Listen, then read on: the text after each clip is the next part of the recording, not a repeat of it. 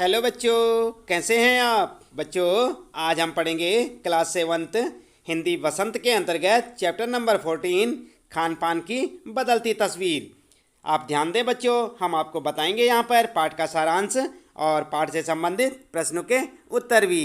तो चलिए शुरू करते हैं। सबसे पहले पढ़ लेते हैं पाठ का सारांश, खान पान की बदलती तस्वीर। तो बच्चों आप देख रहे हैं यहाँ पर, ये है आपका चैप्टर 14 खान पान की बदलती तस्वीर और हम आपको बता रहे हैं पाठ का सारांश। आप ध्यान दें, इस निबंध के द्वारा लेखक श्री प्रयाग शुक्ल ने आधुनिक युग तथा पश्चिमी सभ्यता के कारण खान पान की बदलती हुई तस्वीर को दर्शाया है। पिछले 10-15 वर्षों से हमारे देश की खान पान की संस्कृति में बहुत बदलाव आया है।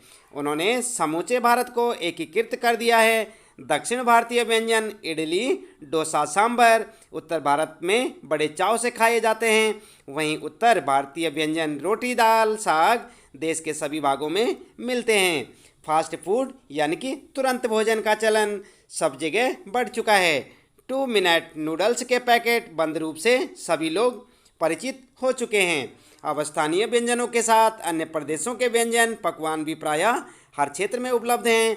गुजरात का ढोकला और बंगाल के रसगुल्ले हर जगह दिखाई देते हैं। अंग्रेजों के समय के ब्रेड अब लाखों करोड़ों घर में नाश्ते का रूप ले चुके हैं। खान पान की इस मिश्रित संस्कृति का सबसे सकारात्मक पक्ष यह है कि नई पीढ़ी को देश विदेश के व्यंजनों को जानने का अवसर मिला है। अब कामकाजी महिलाएं जल्दी तैयार होने वाले व्यंजन को पसंद करती हैं। मध्यम वर्गीय जीवन में भोजन विविधता अपनी जगह बना चुकी है। खान पान की नई संस्कृति में राष्ट्रीय एकता के नए बीज मिलते हैं, लेकिन खान पान की मिश्रित संस्कृति से हमारे स्थानीय व्यंजनों की लोकप्रियता घट गई। अब यह केवल 5 सितारा होटल में एथनिक के नाम से प्रचलित हैं। मौसमी सब्जियों के व्यंजन भी अब नहीं मिलते। गली मोहल्लों में मिलने वाली आम वस्तुएं केवल खास दुकानों पर ही बिकती हैं। खान पान की मिश्रित संस्कृति से भी हमें असली स्वाद नहीं मिलता, लेकिन इस मिश्रित संस्कृति का विकास अभी रुका नहीं है, बल्कि यह और भी विकसित होती रहेगी। तो बच्चों ये था यहाँ पर इस पाठ का सारांश जो कि हमने आपको बताया, और पाठ का नाम क्या था? खान पान की बदलती तस्वीर। आइए इसके बाद जान लेते हैं यहाँ पर इस पाठ से संबंधित प्रश्नों के उत्तर। आप देख रहे हैं यहाँ पर अभ्यास प्रश्न उत्तर। तो पहला प्रश्न है बच्चों आपके लिए इस पाठ में, खानदान की मिश्रित संस्कृति से लेखक का क्या मतलब है? अपने घर के उदाहरण देकर इसकी व्याख्या करें। तो आप उत्तर लिखेंगे, खान पान की मिश्रित संस्कृति से लेखक का तात्पर्य सभी प्रदेशों के खान पान के मिश्रित रूप से है। यहाँ पर लेखक यह कहना चाहते हैं कि आज एक ही घर में हमें कई प्रांतों के खाने देखने को मिल जाते हैं। लोगों ने उद्योग धंधों, नौकरियों व तबादलों व अपनी पसंद के आधार पर एक दूसरे प्रांत की खाने की चीज़ों को अपने भोज्य पदार्थों में शामिल किया है। मेरा घर कोलकाता में है। मैं बंगाली परिवार से हूँ। हमारा मुख्य भोजन चावल और मछली है, लेकिन हमारे घर में चावल और मछली के अलावा दक्षिण भारतीय व्यंजन इडली, डोसा, सांभर आदि और पाश्चात्य भोजन बर्गर व नूडल्स भी पसंद किए जाते हैं। यहाँ तक कि हम बाज़ार से न लाकर इन्हें अपने ही घर में बनाते हैं। तो इस प्रकार से आप इसका उत्तर लिख सकते हैं। और बच्चों आप ध्यान दें, जैसे कि यहाँ पर लिखा है मेरा घर कोलकाता में है, मैं बंगाली परिवार से हूँ, तो ज़रूरी नहीं कि आप भी बंगाली परिवार से हो और आपका घर कोलकाता में हो। इसलिए आप अपने क्षेत्र का नाम लिखें और ये लिखें कि आप कौन से परिवार से हैं। इस तरह से आप अपना परिचय देते हुए प्रश्न का उत्तर लिख सकते हैं।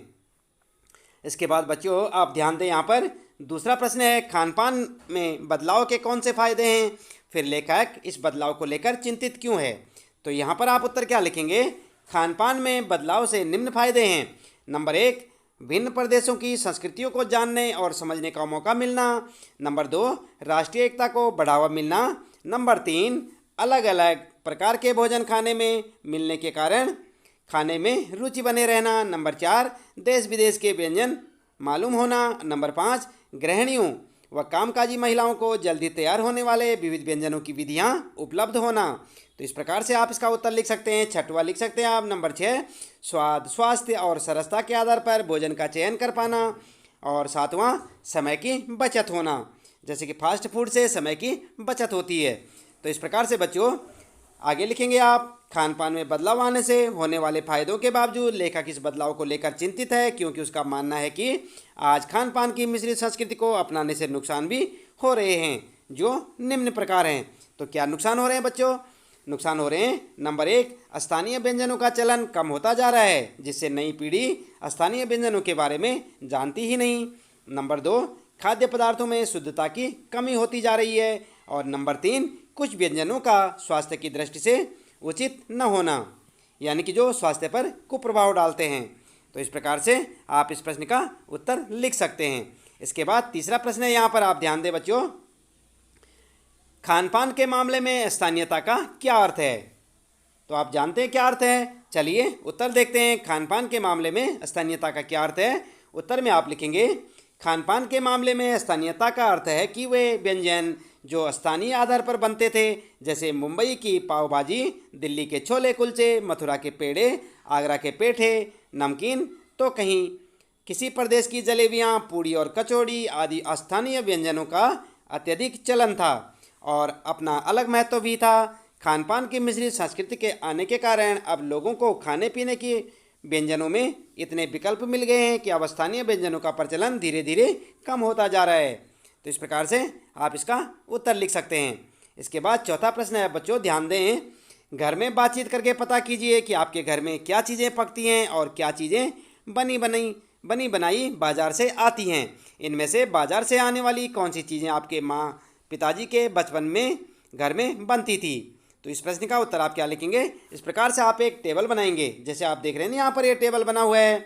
इस प्रकार से आप एक टेबल बनाएंगे और इसमें लिखेंगे घर में बनने वाली चीज़ें, बाजार से आने वाली चीज़ें, माता पिता के घर पर जो चीज़ें बनती थी वो यहाँ पर आप लिखेंगे। तो इस प्रकार से उत्तर लिखेंगे आप, घर में बनने वाली चीज़ें सबसे पहले, जैसे कि भात जानते हैं ना आप, चावल का बनता है। तो घर में बनने वाली चीज़ें भात, बाजार से आने वाली चीज़ें समोसा, और माता पिता के टाइम पे जो घर में बनते थे क्या बनती थी? समोसे बनते थे पहले। और इसी प्रकार से आप लिखेंगे दाल, और यहाँ पर लिखेंगे कचौरी, यहाँ पर कचौरी, सब्जियाँ, जलेबियाँ, पूरी, रोटी, परांठे, नूडल्स। इस प्रकार से आप इस टेबल में लिख सकते हैं। मछली, मीठे व्यंजन, ये सब आप जो है ना घर पर बनाते हैं। तो इस प्रकार से आप इस टेबल को बनाकर उत्तर इस प्रकार से आप लिखें। इसके बाद बच्चों आइए आगे देखते हैं। यहाँ पर पांचवा प्रश्न आपके लिए, यहाँ खाने पकाने और स्वाद से संबंधित कुछ शब्द दिए गए हैं, इन्हें ध्यान से देखिए, इनका वर्गीकरण कीजिए। जैसे उबालना, तलना, भूनना, सेंकना, दाल, भात, रोटी, पापड़, आलू, बैंगन, खट्टा, मीठा, तीखा, नमकीन, कसेला। तो आप देख रहे हैं ना, इन सब जो शब्द यहाँ पर दिए गए इन्हें ध्यान से देखें, आप इनका वर्गीकरण करें। तो वर्गीकरण आप कैसे करेंगे? ऐसे एक टेबल बनाएंगे आप भी, जैसे कि यहाँ पर आप देख सकते हैं, भोजन कैसे पकाया और स्वाद क्या था उसका। उत्तर में लिखेंगे आप, सबसे पहले लिखेंगे भोजन का नाम, जैसे कि दाल पकाई, और पकाया क्या था, कैसे पकाया था, उबाली थी दाल को। और उसके बाद स्वाद कैसा था, दाल का नमकीन होती है, आप जानते हैं ना दाल। भात को, भोजन है भात, और भात को कैसे पकाया, इसको उबाला आपने, और स्वाद कैसा था, मीठा।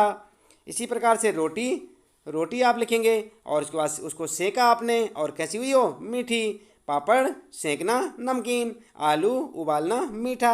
इस प्रकार से आप टेबल बनाएं और इसका उत्तर इस प्रकार से आप यहाँ पर देंगे। बैंगन भूनना, कसेला, आलू उबालना, मीठा, ये सब आप इस टेबल में इस प्रकार से आप अपना उत्तर लिख सकते हैं। आप देख रहे हैं यहाँ पर, इस प्रकार से आप एक टेबल बनाएंगे और इस प्रश्न का उत्तर लिखेंगे। इसके बाद बच्चों आइए बात करते हैं भाषा की बात। तो यहाँ पर जो है आपके लिए अगला प्रश्न है, प्रश्न नंबर 6। खान पान शब्द खान और पान दो शब्दों को जोड़कर बना है। खान पान शब्द में और छिपा हुआ है, जिन शब्दों के योग में और, अथवा, या जैसे योजक शब्द छिपे हों उन्हें द्वंद्व समास कहते हैं। जैसे द्वंद्व समास के कुछ उदाहरण दिए गए हैं, इनका वाक्यों में प्रयोग कीजिए और अर्थ समझिए।